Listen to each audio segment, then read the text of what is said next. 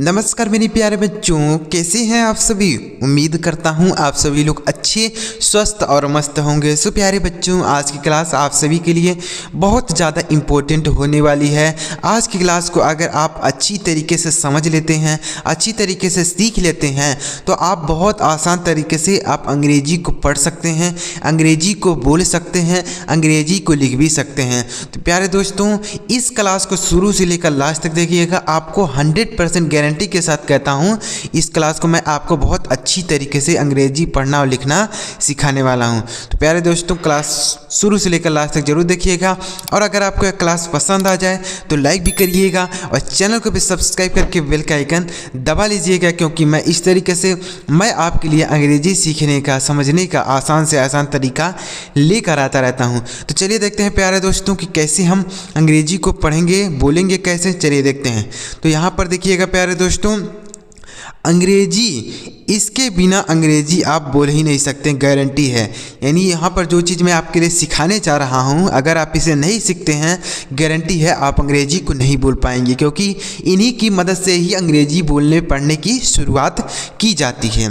तो देखते हैं साथियों। तो देखिए, सबसे पहला जो शब्द है वह है NEW। तो इसे क्या पढ़ेंगे सर? इसे हम पढ़ेंगे न्यू। NEW, इसे हम न्यू पढ़ेंगे। और न्यू का मतलब क्या होता है? न्यू का मतलब होता है नया।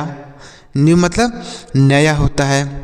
तो आप इसे बोलना चाहते हैं तो कैसे बोलेंगे? जैसे यह घर नया है, दिस हाउस इज़ न्यू। यह घर नया है, दिस हाउस इज़ न्यू, ऐसे बोल सकते हैं। अब देखते हैं अगला क्या है, OLD। तो हम इसे पढ़ेंगे ओल्ड। क्या पढ़ेंगे? ओल्ड पढ़ेंगे। और ओल्ड मतलब क्या होता है? पुराना होता है। क्या होता है प्यारे बच्चों? पुराना। तो देखिए, हमने अभी बोला ना कि अगर यह घर पुराना है तो क्या बोलेंगे? बोलेंगे दिस हाउस इज़ न्यू। यह घर नया है तो बोलेंगे दिस हाउस इज़ न्यू। और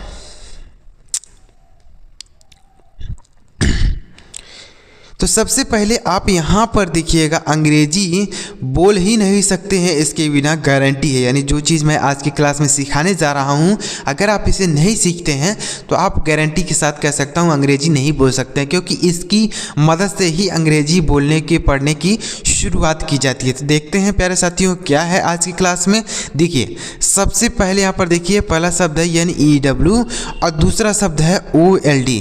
इन दोनों को अगर एक साथ पढ़ने और बोलने का प्रयास करेंगे तो ज़्यादा आपको अच्छा लगेगा। देखते हैं। तो देखिए, सबसे पहला है NEW, तो हम इसे पढ़ेंगे न्यू। क्या पढ़ेंगे सर? न्यू। और यहाँ पर है OLD, तो इसे हम पढ़ेंगे ओल्ड। क्या पढ़ेंगे? ओल्ड। अब देखिए, दोनों का हम मतलब समझते हैं, फिर उसके बाद बोलना समझते हैं कैसे बोलेंगे। तो इस न्यू का मतलब होता है नया। न्यू मतलब तो नया होता है। और यहाँ पर है ओल्ड। ओल्ड का मतलब होता है पुराना। क्या होता है? पुराना। तो यह आपका हो जाएगा पुराना। तो आप इसे कैसे बोलेंगे? जैसे मान लीजिए आपने एक घर देखा, वह नया है, तो बोलेंगे दिस हाउस इज़ न्यू। और अगर वह घर पुराना है तो क्या बोलेंगे? बोलेंगे दिस हाउस इज़ ओल्ड। यह घर पुराना है। तो ऐसे आप इन दोनों को एक साथ बोल सकते हैं। कोई चीज़ नया है तो बोलेंगे न्यू, और अगर कोई चीज़ पुराना है तो बोलेंगे ओल्ड। जैसे यह साइकिल नई है, दिस साइकिल इज़ न्यू। यह साइकिल पुरानी है, दिस साइकिल इज़ ओल्ड, ऐसे बोल सकते हैं इन दोनों को एक साथ। अगला देखते हैं क्या है प्यारे बच्चों। देखिए, अगला वर्ड है BAD और GOOD। तो BAD हम इसे बर्ड पढ़ेंगे। क्या पढ़ेंगे? बर्ड। और यहाँ पर लिखा गया है GOOD, तो इसे हम पढ़ेंगे गुड। क्या पढ़ेंगे? गुड पढ़ा जाएगा। अब दोनों का हम मतलब समझिए। बर्ड मतलब होता है खराब। बैड मतलब खराब होता है या बुरा भी होता है। और यहाँ पर है गुड। गुड का मतलब होता है अच्छा। गुड मतलब अच्छा। जैसे कोई चीज़ अच्छा है तो हम उसे गुड बोलेंगे, और कोई चीज़ बुरा है तो हम उसे, खराब है तो हम उसे बैड बोलेंगे। जैसे मान लीजिए मोहन एक बुरा लड़का है या खराब लड़का है, तो क्या बोलेंगे? Mohan is a bad boy. और मोहन एक अच्छा लड़का है तो बोलेंगे Mohan is a good boy. Mohan एक अच्छा लड़का है। तो ऐसे आप इन दोनों का प्रयोग कर सकते हैं अंग्रेजी बोलने में, पढ़ने में, लिखने में। इस तरीके से आपको कोई भी अंग्रेजी को बोलना, पढ़ना, लिखना, हिंदी अर्थ कोई भी आपको इस तरीके से नहीं बताएगा। तो आप इस चैनल को हमारे ज्वाइन कर लीजिए, आपको अच्छी तरीके से अंग्रेजी पढ़ना, लिखना, बोलना सिखाऊंगा। आगे देखिए प्यारे बच्चों, अगला है ELL और NONE। तो ALL हम इसे पढ़ेंगे ऑल, ALL ऑल पढ़ेंगे। और यहाँ पर है NONE, तो इसे हम पढ़ेंगे नन, NONE इसे नन पढ़ेंगे। ऑल का मतलब होता है सभी, ऑल का मतलब सभी, यानी कोई चीज़ है सभी। और यहाँ पर है नन, नन का मतलब होता है कोई नहीं, नन का मतलब कुछ नहीं बोल सकते हैं, फिर कोई नहीं, कोई नहीं। जैसे ऑल बॉयज़ आर गोइंग, सभी लड़के जा रहे हैं, ऑल बॉयज़ आर गोइंग, सभी लड़के जा रहे हैं। और यहाँ पर है नन, तो इससे कैसे बोलेंगे, जैसे नन बॉयज़ आर गोइंग, कोई लड़के नहीं जा रहे हैं, कोई लड़के नहीं जा रहे हैं, तो ऐसे बोल सकते हैं। तो नन का मतलब होता है कोई नहीं, और ऑल का मतलब होता है सभी, ऑल बॉयज़ आर गोइंग, सभी लड़के जा रहे हैं, नन बॉयज़ आर गोइंग, कोई लड़के नहीं जा रहे हैं। अगला देखते हैं, आगे बढ़ते हैं प्यारे साथियों। अगला है COMEGO, तो COME से हम पढ़ेंगे कम, और यहाँ पर लिखा गया है GO, तो इसे हम पढ़ेंगे गो, GO गो। अब का मतलब होता है आना, और यहाँ पर लिखा गया है गो, गो का मतलब हो जाएगा जाना। तो जैसे कोई आ रहा है तो कैसे बोलेंगे आप, जैसे बोलेंगे ही कम्स, वह आता है, ही कम्स, वह जाता है, ही गो, वह जाता है, ही गो, ऐसे बोल सकते हैं। तो इन दोनों का प्रयोग कर सकते हैं। जैसे बोल सकते हैं कम हियर, यहाँ आओ, कम हियर, यहाँ आओ, गो देयर, वहाँ जाओ, गो देयर, वहाँ जाओ, तो ऐसे भी इनको बोल सकते हैं। अगला है LIVE तो LIVE से हम पढ़ेंगे लीव, और यहाँ पर है DIE, तो इसे पढ़ेंगे डाई, क्या पढ़ेंगे, डाई पढ़ेंगे। अब लीव मतलब होता है जीवित, लीव मतलब जीवित होता है, और यहाँ पर डाई मतलब होता है मरना, डाई मतलब मरना, DIED, तो इसका मतलब हो जाएगा DIE, तो इसका मतलब हो जाएगा मरना। जैसे आप इसे बोलना चाहते हैं तो जैसे आप बोल सकते हैं द फिश इज़ लाइव, मछली जिंदा है, द फिश इज़ लिव, यानी मछली जिंदा है, जीवित है।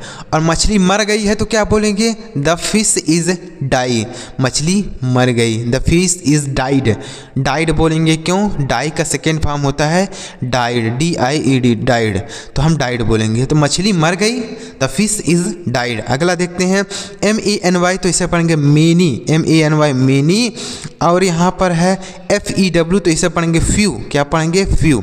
अब इनको हम मतलब समझते हैं। मेनी मतलब होता है कई, और फ्यू मतलब होता है कुछ, कई मतलब बहुत सारे लोग, और फ्यू का मतलब हो जाएगा कुछ, कुछ मतलब थोड़ा ही होंगे, और यहाँ पर मेनी का मतलब कई। जैसे मेनी बॉयज़ आर सिटिंग, कुछ लड़के बैठे हैं, मेनी बॉयज़ आर सिटिंग, कुछ लड़के बैठे हैं। और यहाँ पर क्या फ्यू है, तो फ्यू बॉयज़ आर सिटिंग, कुछ लड़के बैठे हैं, और मेनी बॉयज़ आर सिटिंग, कई लड़के बैठे हैं। तो ऐसे आप इन दोनों को बोल सकते हैं। अगला देखते हैं क्या है, मेनी का मतलब होता है कई, और फ्यू का मतलब होता है कुछ, ऐसे आप बोलेंगे। अगला है BOY और GIRL, तो इसे पढ़ेंगे BOY, इसे पढ़ेंगे बॉय, क्या पढ़ेंगे, बॉय पढ़ेंगे। और यहाँ पर है GIRL, तो इसे पढ़ेंगे गर्ल, GIRL गर्ल पढ़ेंगे। बॉय मतलब होता है लड़का, और गर्ल मतलब होता है लड़की, बॉय मतलब लड़का, और गर्ल मतलब लड़की होता है। जैसे ही इज़ अ बॉय, वह एक लड़का है, ही इज़ अ बॉय, वह एक लड़का है, सी इज़ अ गर्ल, वह एक लड़की है, सी इज़ अ गर्ल, ऐसे बोल सकते हैं। तो बॉय मतलब होता है लड़का, गर्ल मतलब लड़की, यह दोनों एक दूसरे के अपोजिट वर्ड हैं। आगे देखते हैं अगला क्या है, NEAR, NEAR इसे पढ़ेंगे नियर, नियर मतलब क्या होता है समझते हैं। और FAR इसे पढ़ेंगे फार, FAR फार पढ़ेंगे। नियर मतलब होता है पास, और फार मतलब होता है दूर, फार मतलब दूर होता है। जैसे ही इज़ नियर मी, वह मेरे पास है, मतलब पास मतलब आपके बगल में है, तो वह मेरे पास है, बोलेंगे ही इज़ नियर मी।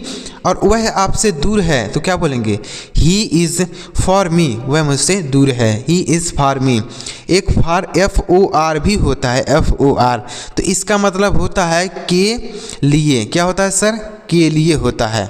लेकिन यहाँ पर जो FAR लिखा गया इसका मतलब होता है दूर, और FOR अगर रहे तो इसका मतलब होता है के लिए। जैसे फॉर मी मेरे लिए, फॉर माई फादर मेरे पिताजी के लिए, फॉर माई ब्रदर मेरे भाई के लिए, तो ऐसे आप इन्हें बोल सकते हैं।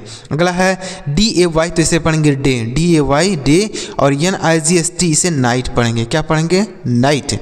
अब डे का मतलब होता है दिन, क्या होता है दिन, और NIGHT नाइट मतलब होता है रात। तो अब दिन रात जानते ही होंगे, तो यह दोनों एक दूसरे के अपोजिट हैं, तो इनका प्रयोग आप अंग्रेजी पढ़ने में, लिखने में, बोलने में यूज़ कर सकते हैं। तो डे मतलब होता है दिन और नाइट मतलब होता है रात। तो उम्मीद कर रहा हूँ प्यारे दोस्तों आपको यह सारे शब्द अच्छी तरीके से क्लियर हो रहे होंगे। बहुत बारीकी से आपको बहुत धीरे धीरे बताते हुए चल रहा हूँ, जिससे आपको कोई भी दिक्कत ना हो, अंग्रेजी को पढ़ने में, लिखने में, बोलने में कोई भी परेशानी ना हो। तो चलिए आगे बढ़ते हैं और भी इसी तरीके से शब्दों को सीख लेते हैं। वीडियो में प्यारे दोस्तों शुरू से लेकर लास्ट तक बने रहिएगा, तो आपको अच्छी तरीके से सारे शब्द क्लियर हो जाएंगे। चलिए आगे बढ़ते हैं, और वीडियो अगर आपको पसंद आ रहा है तो लाइक भी करिएगा, और अभी तक अगर आपने हमारे चैनल को सब्सक्राइब नहीं किया है तो सब्सक्राइब करके बेल का आइकन जरूर दबा लीजिए। चलिए आगे बढ़ते हैं, देखते हैं प्यारे दोस्तों। देखिए अब क्या है प्यारे दोस्तों, यहाँ पर देखिए HARDEASY, तो HARD हम इसे पढ़ेंगे हार्ड, HARD हार्ड पढ़ेंगे, और EASY इसे पढ़ेंगे ईजी। क्या पढ़ेंगे? ईजी। अब दोनों का हम मतलब समझ लेते हैं। हार्ड मतलब होता है, बोल सकते हैं कठिन, हार्ड मतलब कठिन होता है, और यहाँ पर है इजी, इजी मतलब होता है आसान। क्या होता है? आसान होता है।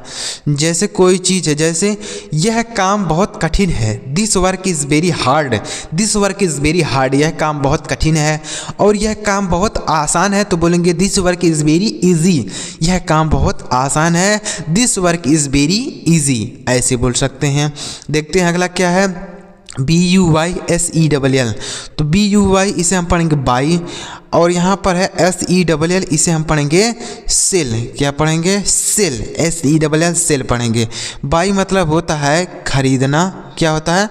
खरीदना। और सेल मतलब होता है बेचना। क्या होता है? बेचना होता है सेल। सेल का मतलब हो जाएगा बेचना, कोई चीज़ बेचना, तो हम उसे सेल बोलेंगे। जैसे मैं एक कार खरीदता हूँ, आई बाई एक कार, मैं एक कार खरीदता हूँ। मैं एक कार बेचता हूँ, आई सेल एक कार, मैं एक कार बेचता हूँ। तो ऐसे आप इन दोनों को एक साथ यूज़ कर सकते हैं अंग्रेजी बोलने में। कोई चीज़ खरीदते हैं तो बाई का यूज़ करेंगे, और कोई चीज़ आप बेच रहे हैं तो सेल का यूज़ करेंगे। आगे देखते हैं अगला क्या है, FAKEREAL, तो देखिए FAKE तो इसे हम पढ़ेंगे फेक, FAKE फेक पढ़ेंगे। और यहाँ पर है रियल, रियल मतलब क्या होता है? देखिए इसे पढ़ेंगे रियल। क्या पढ़ेंगे? रियल। फेक मतलब क्या होता है? नकली होता है। फेक मतलब नकली हो जाएगा। और यहाँ पर है रियल, रियल मतलब हो जाएगा असली। क्या हो जाएगा? असली। जैसे यह बोल सकते हैं यह पेन असली है, दिस पेन इज़ रियल, यह पेन नकली है, दिस पेन इज़ फेक, ऐसे बोल सकते हैं। यह समाचार असली है, दिस न्यूज़ इज़ रियल, यह समाचार असली है। यह समाचार नकली है तो बोल सकते हैं दिस न्यूज़ इज़ फेक, ऐसे बोलेंगे। अगला देखते हैं क्या है, HAPPY, तो इसे पढ़ेंगे हैप्पी, HAPPY हैप्पी पढ़ेंगे। और SAD इसे हम पढ़ेंगे सैड, SAD सैड पढ़ेंगे। हैप्पी का मतलब होता है खुश, और सैड मतलब होता है दुखी। हैप्पी का मतलब हुआ खुश, और सैड का मतलब दुखी। क्या होगा सर? दुखी। जैसे मैं दुखी हूँ, आई एम सैड। मैं खुश हूँ, आई एम हैप्पी। मैं दुखी हूँ, आई एम सैड बोलेंगे। और मैं दुखी हूँ, मैं खुश हूँ, तो बोलेंगे आई एम हैप्पी। क्या बोलेंगे? I am happy. तो इस तरीके से आप इन दोनों का यूज़ कर सकते हैं अंग्रेजी बोलने में, अंग्रेजी से किसी बातें करने में किसी से, तो ऐसे आप इनका प्रयोग कर सकते हैं। अगला देखते हैं COLDHOT, तो COLD इसे हम पढ़ेंगे कोल्ड, COLD कोल्ड पढ़ेंगे। और यहाँ पर है HOT, तो इसे पढ़ेंगे हॉट, HOT हॉट पढ़ेंगे। और कोल्ड मतलब होता है ठंडा, हॉट मतलब होता है गर्म। क्या होता है? हॉट मतलब गर्म होता है। जैसे चाय ठंडा है, the T is hot, sorry the T is cold, चाय ठंडा है, द टी इज़ कोल्ड। और चाय गर्म है, द टी इज़ हॉट, चाय गर्म है, द टी इज़ हॉट, ऐसे बोल सकते हैं। अगला देखते हैं, अगला क्या है देखिएगा, ये हो गया ना, हार्ट और कोल्ड, कोल्ड और हार्ट बोल सकते हैं। तो इस तरीके से आप इन्हें याद कर सकते हो। कोल्ड मतलब ठंडा, हॉट मतलब गर्म। अगला देखते हैं WET तो WET हम इसे पढ़ेंगे वेट, WET वेट पढ़ेंगे, और DRY इसे ड्राई पढ़ा जाएगा, DRY ड्राई। प्यारे बच्चों, अगर आप ध्यान से केवल वीडियो को सुनते हैं, ध्यान से समझते हैं, तो धीरे धीरे आप अंग्रेजी को पढ़ना, लिखना, बोलना आसानी से समझ पाएंगे। क्योंकि अगर आप ध्यान से कोई चीज़ सुनते हैं तो आपके दिमाग में वह चीज़ें बैठ जाती हैं। तो अगर आप ध्यान से वीडियो को सुनते हैं तो आपको जितने भी शब्द मैं बताऊंगा आपको क्लियर हो जाएंगे। वेट मतलब होता है गीला, वेट मतलब गीला। और यहाँ पर है ड्राई, ड्राई मतलब होता है सूखा। क्या होता है? सूखा। देखिए वेट मतलब एक इंतज़ार करना भी होता है, लेकिन स्पेलिंग उसका अलग होता है। WAIT इसका मतलब होता है इंतज़ार करना। क्या होता है? इंतज़ार करना। इसका मतलब होता है वेट, वेट मतलब होता है इंतज़ार करना। तो और इस वेट का मतलब हो जाएगा गीला। जैसे यह कपड़ा गीला है, दिस क्लोथ इज़ वेट, और यह कपड़ा सूखा है, दिस क्लोथ इज़ ड्राई। ऐसे बोलेंगे तो वेट मतलब होता है गीला, ड्राई मतलब सूखा होता है। अगला है YES, तो इसे पढ़ेंगे यस, YES यस पढ़ेंगे, और NO तो इसे हम पढ़ेंगे नो। अब देखिए यस मतलब होता है हाँ, और नो का मतलब होता है नहीं। तो आप इसे क्या भी प्रयोग कर सकते हैं अंग्रेजी बोलने में। जैसे आपसे कोई कुछ कहता है कि क्या आप खाना खाएंगे, तो आप क्या कहेंगे? अगर आप खाना चाहते हैं तो बोल सकते हैं यस, यानी हाँ, यस, तो यस बोल सकते हैं। और अगर आप नहीं खाना चाहते तो बोल सकते हैं नो। क्या बोलेंगे? नो। नो का मतलब होता है नहीं।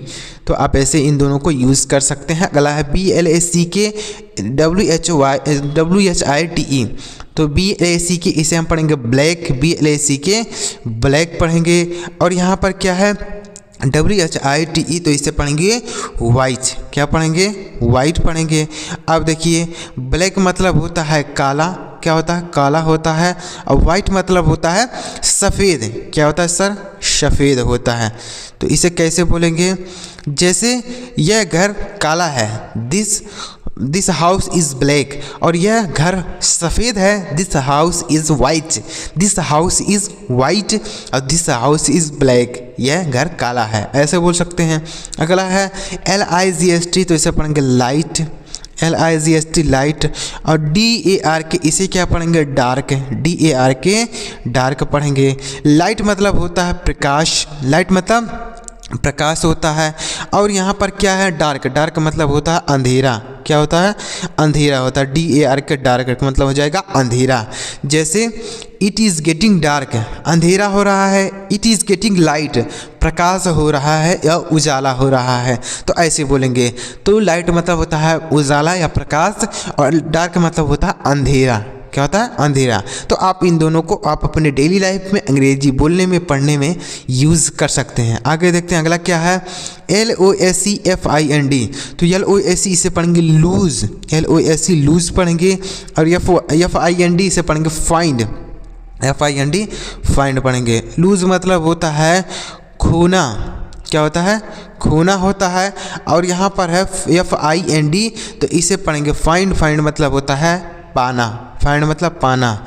जैसे आई लूज़ माई पेन, मैंने अपना पेन खो दिया, आई लूज़ माई पेन, मैंने अपना पेन खो दिया। आई फाउंड माई पेन, मैंने अपना पेन पा गया, मैं अपना पेन पा गया। तो फाइंड का सेकेंड फॉर्म जो होता है वह होता है फाउंड, FOUND। तो यह होता है फाउंड, फाउंड मतलब पाया।